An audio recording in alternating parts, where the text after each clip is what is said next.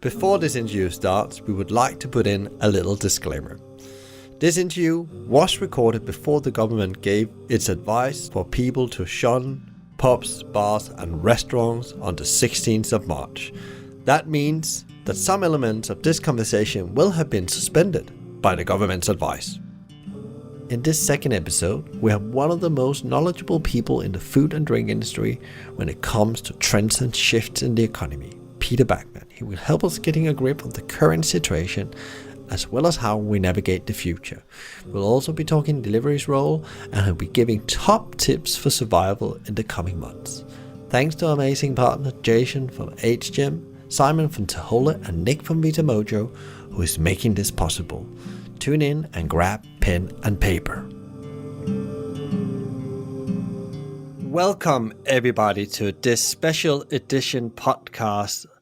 Today we are having the 16th of March and our beloved hospitality and restaurant industry have ended in what I've been talking about the last couple of days, probably not a perfect storm, but a shit storm. And this is all due to the famous coronavirus. A lot of leaders are dealing with extreme uncertainty and looking, ahead to a time where they don't know how to navigate. And to give us a bit of, guidance and help, we have today a very, very knowledgeable guest, Peter Backman, and he has decades of experience within the food and drinks industry. So welcome to the podcast, Peter. Welcome to you, Michael. Well, great to speak to you. And Peter, for people that doesn't, can't, place you and don't know who you are and what you've done, can you give them just your 30 seconds elevator pitch about where you're coming from and what is it that you are doing in the sector right now? So my job really is where there is chaos, I bring sanity. I've been looking at the food service market for, as you said, decades. And that's given me loads of experience, lots of different people to talk to, seeing things from many, many different angles over quite a few business cycles. Obviously, nothing like this. But I've got a lot of knowledge and expertise and experience, and I have an inquiring mind. And I use all of that really to enlighten people across the food service sector, whether they're operators from Wormwood Scrubs to the Ritz. Neither of those are clients I hasten to add, but I hope you get the message. I cover the whole of food service. I work with investors, notably investors in the restaurant sector, and I work with suppliers from farm to fork.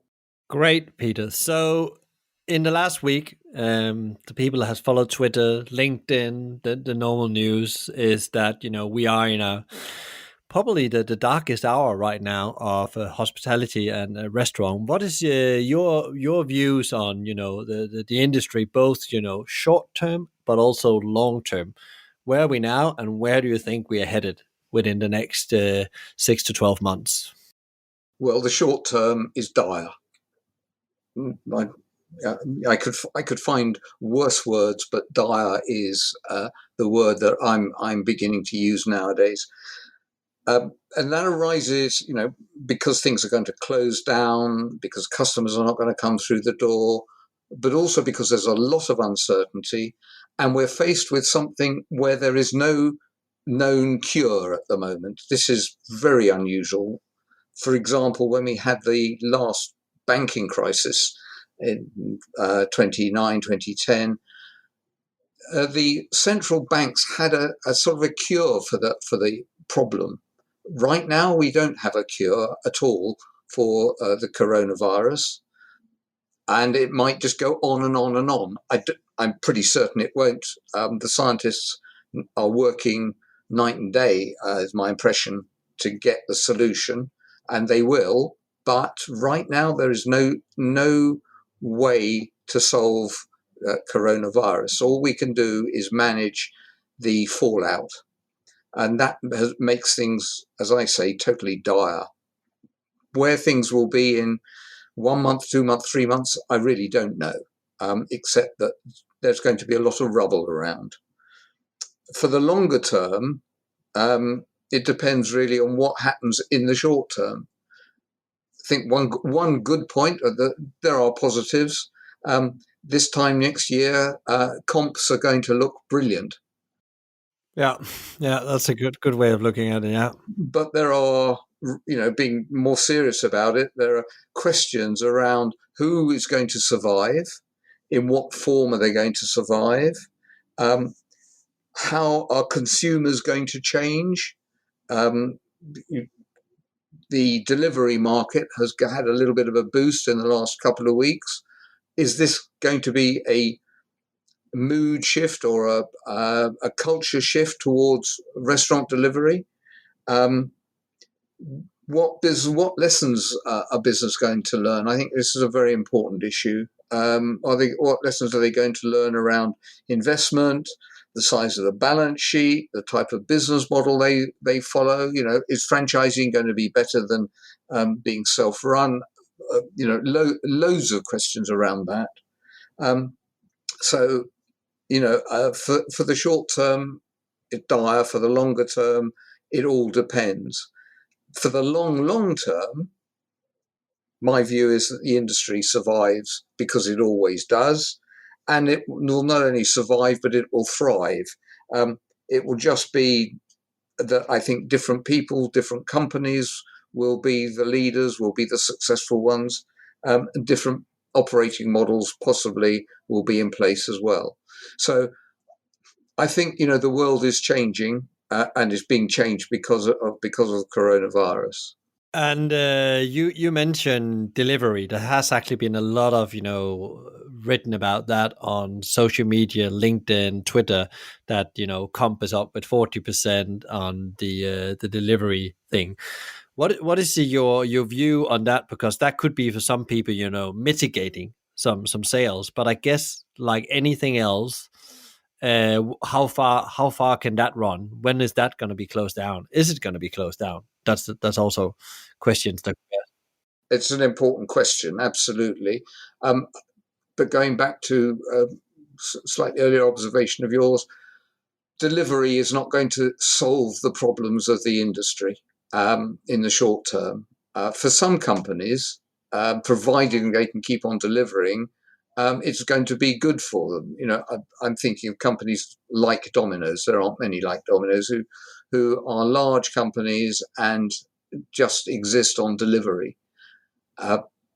They will probably do okay for a bit, but what happens when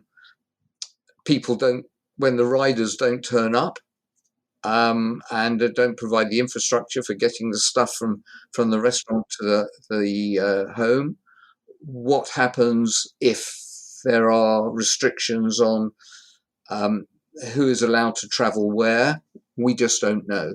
So delivery is a bit of a bright spot at the moment, but it's not something that is going to solve the problem for people, over the next few weeks. Yeah, and I've talked with a couple of people I work with, clients, that I said to them, yes, it's a great idea to turn to delivery now, or turn it up if you already have it existing, and maybe offer more products there. Or some of them have actually had to, say we'll just have to try to get on now to see if we can mitigate some sales, get something in, and it's just that they have said themselves, we don't know how far we can pull this, and again, is also waiting for delivery to get them online. I guess they have a lot of pressure on their systems as well to get onboarding different types of operators right now. In a way, I saw Grubhub in the US. I think I picked that up, that they have taken, said that there's no fees for a period of time. And I don't know if I got that right. You maybe know that, Peter, better. But that's interesting. The third-party platform actually say that right now it's not time for taking commission. It's actually making sure that we can get food out to people. Well, I think that sounds. I'd be a little bit cynical about that. Why should these companies take that view? I think more practically, what a number of them are doing are saying is, well, our riders will just drop the stuff by your door rather than see you and increase the risk of infection. So, yeah, sure, things are going to happen around delivery, but as I said before, it's not the answer to the problem. It's going to make things quite a bit better for some, a little bit better for others, and make no difference to the rest. So what you're saying, short term, it's taking it hour for hour as an operator and see what's happening. And long term, it's very difficult right now to say what actually how deep is this actually going to hurt the industry, but it's going to hurt a lot. That's what I hear you saying. Well, yes. I mean, if the government by the end of the week says all restaurants will close down, that's it. There's no business. Suddenly, all these costs that they've got have got to be paid for out of no income. And what happens under those circumstances? The good thing is that restaurants wouldn't be the only people in that position. There will be, retailers across the country will be in that position as well. So look at the airlines, look at the travel business in general.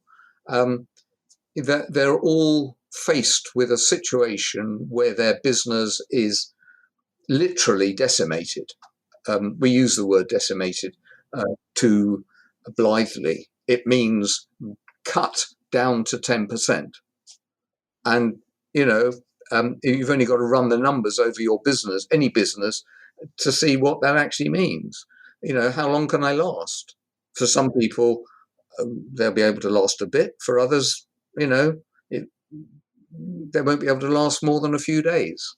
You mentioned the government before, Peter. What is your view on the government support? Because I'm originally from Denmark, where the Danish government have been putting out a big package to business and say we will support salaries, we will support infrastructure. There's a lot of things that's done from a financial point of view to support these businesses to, stop the bleeding as much as possible. There's not a full saver package, but there's definitely some help out there where there's been a lot of, shouting from operators, especially on social media the last couple of days about, the government needs to take action and support our industry, or else we will be in a serious problem in 2 weeks from now.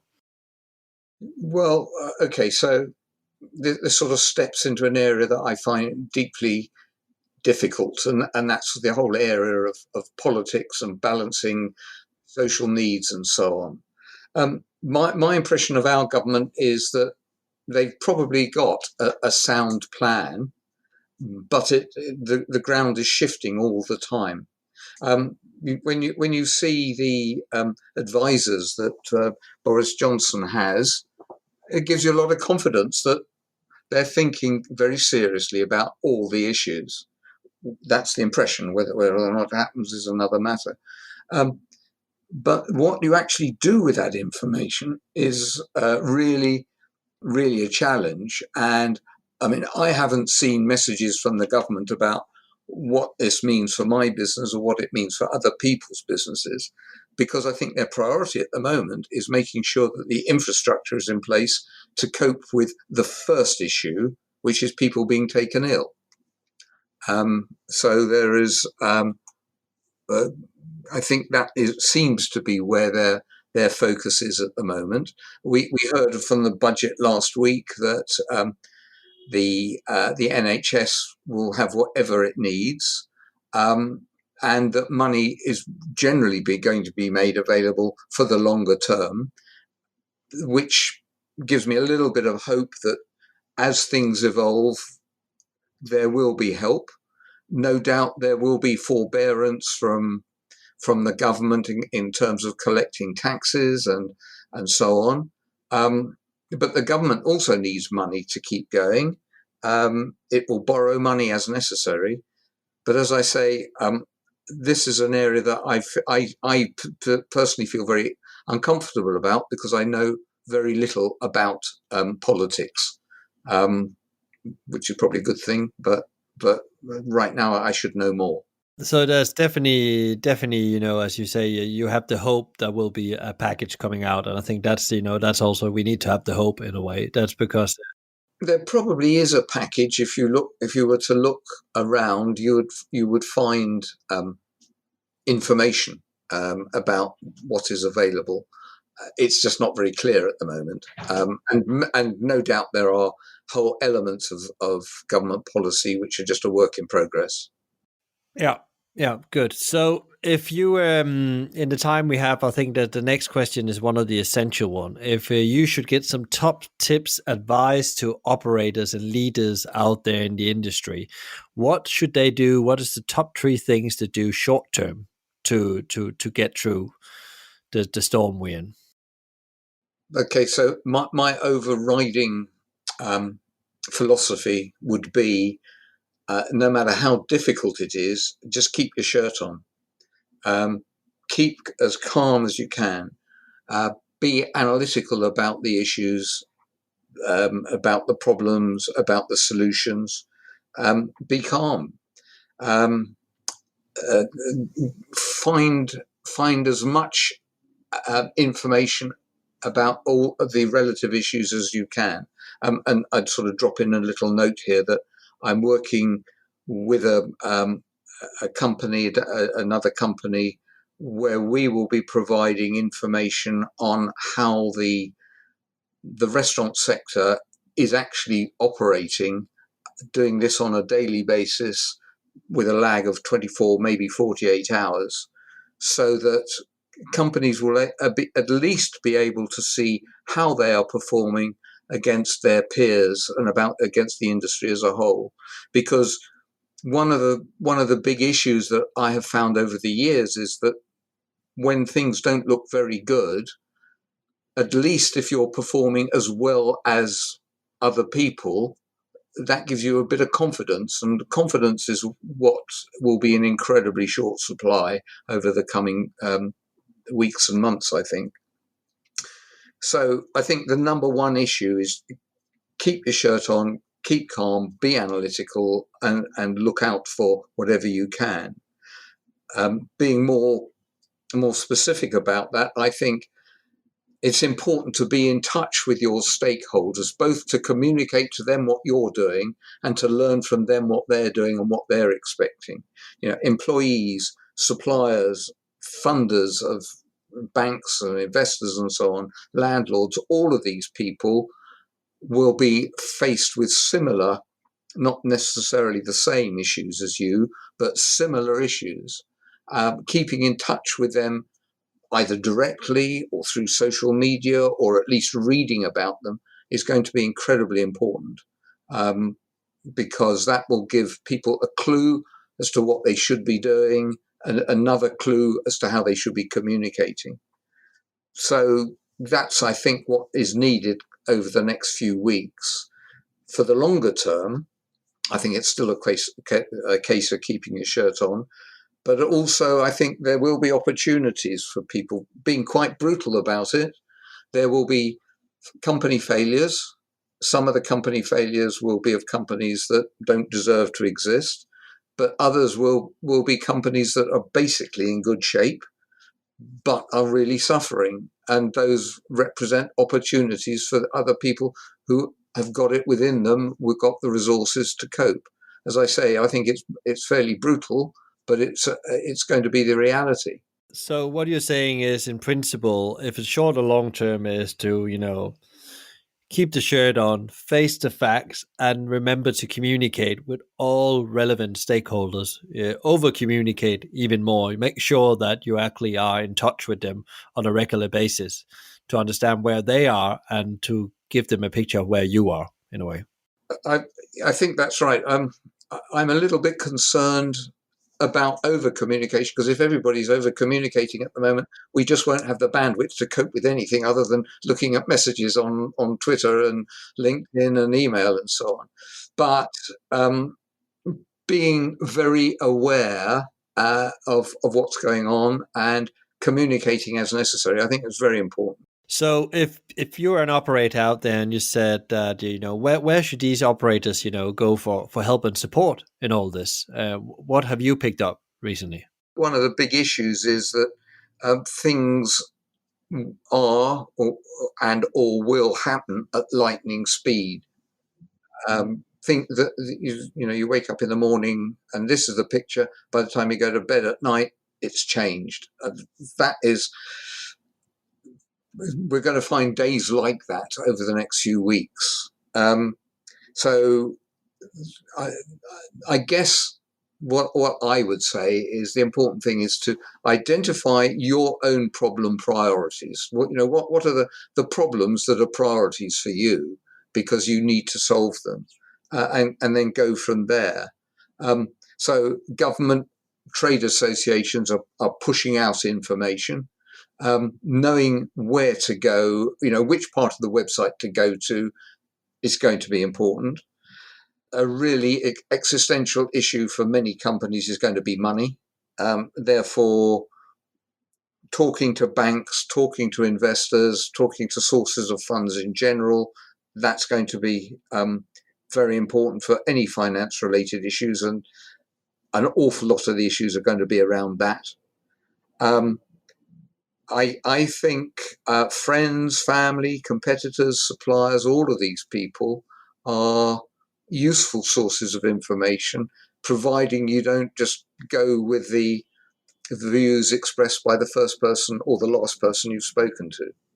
I think at this stage, I would say it's really difficult to come up with a blanket suggestion.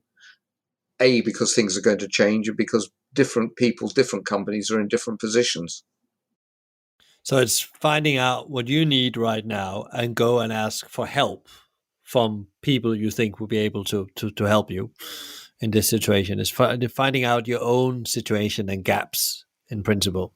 Yes, I think that's right. As I said, identifying what the problems are that you're facing and identify the priorities. No doubt, if you sit down and start writing out the problems, you come up with 20 pages of it.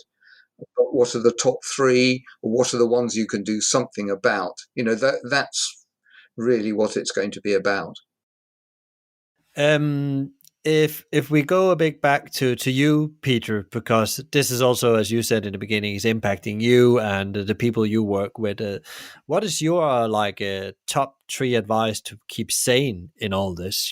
Because every day, as you say, as human being, we're creatures of habit, so we like to know what's coming and we like to be in control. But this is taking away from us in a big, big, big. In 1 minute, all the basic things of, we're in survival mode almost. We're back to being back in nature, and the big dinosaurs are hunting us around. Yes, I saw a newspaper article a couple of days ago likening this to the Black Death. Well, it's not like the Black Death, fortunately, but in its nature rather than its size, I think it is. We are in unknown territory. So I think my number one reason for remaining sane is to be calm and analytical, or as calm and analytical as you possibly can be under the circumstances. And then I think if survival, just mere survival, is your top priority, then think short term, do the things which you wouldn't normally, or go through the thought processes you wouldn't normally do by thinking short term, because survival, as you said, is the number one issue.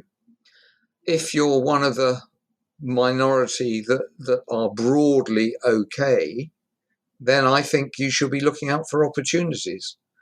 What can you, how can you benefit from the current situation? And there will be people who benefit legitimately, and unfortunately there'll be people who benefit illegitimately as well. That's human nature. But overall, it's there will be opportunities for those people who are really in the right position. So, Peter, we're coming to an end here, but we're trying to keep them short and brief so people can get quick advice and move on. Is there any last advice you would like to give the industry or general people out there that's looking for, what can I say, a bit of hope and a bit of tools and actions to be able to do, besides what you already been given? Underlying all this is the fact that it is very likely that we have got a short-term crisis. Its depth and its nature is still unknown, but by the height of the summer, this event will be broadly behind us. There will be a lot of things to clear up, an awful lot of things to clear up. Some people won't be around to clear up. But I think the thing to keep us going is that it is relatively short term, although I guess in a year's time, when the environmental conditions are right, it's going to return. Hopefully by then there will be some cure and we'll be able to cope with it. So be brave, be calm, and look for the silver linings is my approach. Good. That was a really, really, really good. So you believe right now we are in a short-term situation, and you believe that the summer will hopefully kill off most of this infection that's coming from the coronavirus, and we can maybe retrieve to what is normal, the new normal. So, Peter, if anybody wants to follow you and pick up, because I guess you're going to be commenting and getting a bit involved over the next coming weeks and months on things, and maybe you want to check in around the index you talked about before on restaurant performance, because as you say, if you can't see if you're winning or losing, then you don't know where you are, and as well as an operator. So where can they find all that stuff? Right. First of all, they can follow me on LinkedIn. Secondly, my website, which is undergoing a bit of a change right now, coming in at the wrong moment. Peter Backman, FS, that's F for Freddy, S for Sugar, peterbackmanfs.com. I also tweet from time to time.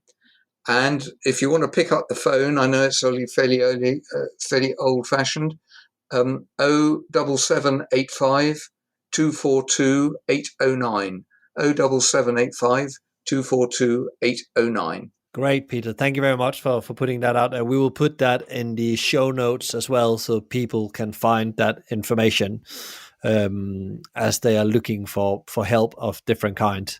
And maybe there will be some people that would like to reach out to you to get your support on anything.